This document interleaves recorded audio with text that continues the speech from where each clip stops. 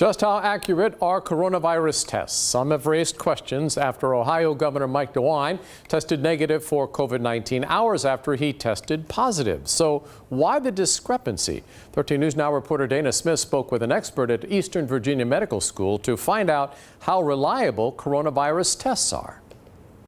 Healthcare professionals are using two types of tests, rapid tests and PCR tests that are sent away for processing. Eastern Virginia Medical School professor and infectious disease expert Dr. Edward Oldfield says even the very best tests have problems with sensitivity. You know, they say you can have accurate, fast, and cheap tests, but you can only have two of the three. You can't have all three. PCR is the most accurate COVID-19 test and the one a lot of us are probably more familiar with. Your swab is sent away to a lab and results can take days to come back. A lot of published data suggests that it has a 70% sensitivity.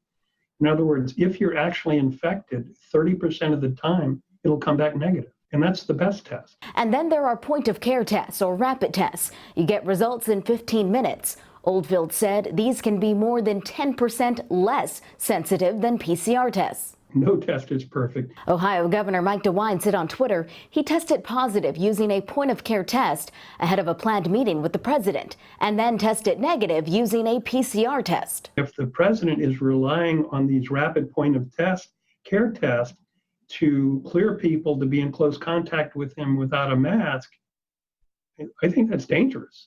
And we just saw with DeWine, his first test could have been the negative one, and he was really infected. Oldfield stressed COVID-19 tests are reliable for a majority of cases, and he's not discouraging anyone from getting a test if you have symptoms or you've been in contact with someone who has COVID-19. Dana Smith, 13 News Now.